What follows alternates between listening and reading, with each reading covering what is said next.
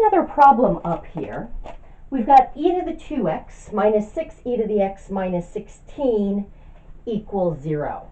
Now this one's more complicated because I can see I have two exponential expressions. And they have the same base, but they don't have the same exponent. So they're not like terms. I can't combine them and just get one term with exponential expressions in it. And generally what I like to do when I'm working with exponential equations is isolate the exponential expression. Well, the problem is, if I isolate this, I can't isolate this one. My equation only has two sides, and that negative 16, or if I move it, the 16, has to go somewhere. So I'm not going to be able to get each exponential expression by itself on one side of the equation.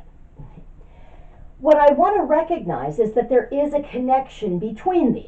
Okay, they do have the same base, and notice this exponent is just double that exponent. E to the 2x is the same as e to the x squared. Remember, when we have a power to a power, we just multiply the exponents, and x times 2 would give me that 2x. So this is something that we call quadratic in form. A quadratic equation is where we've got some x squared, some x's, and a number. Here, the thing that I'm squaring isn't x, it's e to the x, but it's quadratic in form because I have those same three types of terms. My thing squared, my thing, e to the x, and just a constant. So I'm going to rewrite this as e to the x squared minus 6e to the x minus 16 equals 0. Just like with any quadratic equation, I would want to set it equal to 0, and then I can try to solve it either by factoring, or I could use the quadratic formula. I just have to be careful. What I'm solving for when I use the quadratic formula is the thing that I'm squaring. So if I used the quadratic formula, that would be telling me what e to the x was, not what x was. Okay, I think this one's going to factor. If I try to unfoil this, in order to get e to the x squared, I just need e to the x and e to the x. So now I'm looking for numbers that multiply to give me 16. So 1 and 16, 2 and 8, or 4 and 4. They're going to have opposite signs, and so I want them to subtract to give me 6. So it looks like we want 2 and 8, with the bigger one, the 8, being negative. So we'll have e to the x minus 8 times e to the x plus 2 equals 0. Quick check. That does give me my e to the x squared. Plus 2e to the x minus 8e to the x is minus 6e to the x. And then minus 16. Excellent. So now I can set each factor equal to 0 and try to solve each of those equations. So e to the x minus 8 equals 0, or e to the x plus 2 equals 0. Now if I solve for e to the x, I'm going to get e to the x equals 8, or e to the x equals negative 2.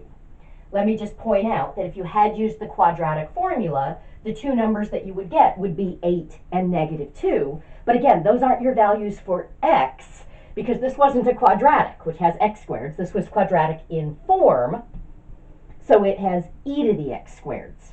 So you're solving for e to the x. Okay. Now, I need to be very, very careful here. Can e to the x equal negative 2? No. E to the x is always positive. So this one doesn't have an answer. Okay. So I get a factor.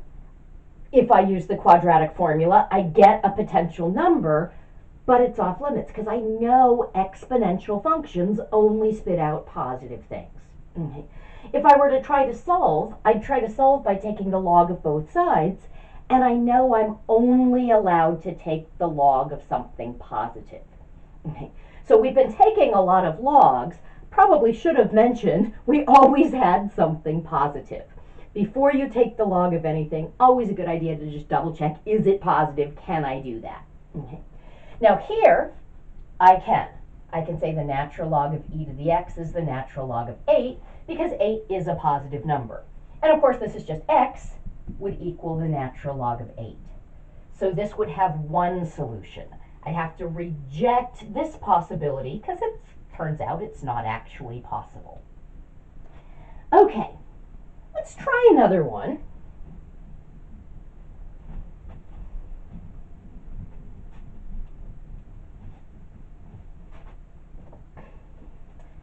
Let's say I had e to the 2x is equal to negative e to the x. Okay. This is actually going to have no solution. And I can see that here. I'm going to show you how we can just spot that and say it by inspection, and then show you what we'd do if we didn't notice that. Okay? But e to the 2x, that's positive. Negative e to the x, that's negative 1 times something positive, that's negative. I can never have a negative equaling a positive, so there is no solution. Now, we have seen some problems where we had an exponential expression on both sides of the equal sign. If I had e to the 2x equals 3 to the x, or even e to the x, let's just change that. Let's make it that way. There, now I could take the log of both sides because that's positive and that's positive. But here, I wouldn't be able to solve this by taking the log of both sides because I can't take the log of that side because it's negative. Okay. Now, if you notice that there's no solution because that's positive and that's negative, that's the quickest way of solving this. You just say no solution, or if you're using set notation, that means you've got the empty set, which can also be written like so. I would accept any of those as a correct answer. Okay. Let's just say you noticed, though, that this was quadratic in form, didn't notice that there was no solution, and didn't make the mistake of trying to take the log of something negative. You said, hey, if it's quadratic in form, I want everything on one side. So you can move over the e to the 2x, and, sorry, keep the e to the 2x there, move over to the e to the x, and set it equal to 0. And I find it helpful just to rewrite that as e to the x squared plus e to the x equals 0. If you're comfortable looking at it in this form, e to the 2x, and recognizing that that's e to the x squared, it's certainly not necessary to rewrite it, but it makes it a little bit easier to see. Now here, I just have two terms, but I have a common factor. I could factor out my e to the x. So I could say that's e to the x times e to the x plus 1 equals 0. And then I would solve this by setting each factor equal to 0. So either e to the x equals 0, or e to the x plus 1 equals 0. When does e to the x equal 0? It doesn't. E to the x is always positive. This would mean e to the x would have to equal negative 1. It can't be negative. So I get the same answer either way. There is no answer. This was impossible. Again, I think easiest to recognize by the fact that you've got something positive equals something negative, but I just wanted to show you that if you didn't see that and you tried to work it out, you're going to get the same basic thing. Okay. Yeah. Okay. So let's have you try one of these. I'm going to give you one of the homework problems to try, and then we'll go over this together in the next video. So this is problem 31. It's going to give you a jump start on your homework. E to the 2x minus 9e to the x minus 22 equals 0. So you'll notice, again, you've got two terms with exponential expressions in them. Looks like this is quadratic in form, and kind of nice that it's already set equal to 0 for you. So give that one a shot, and then we'll go over it together next time.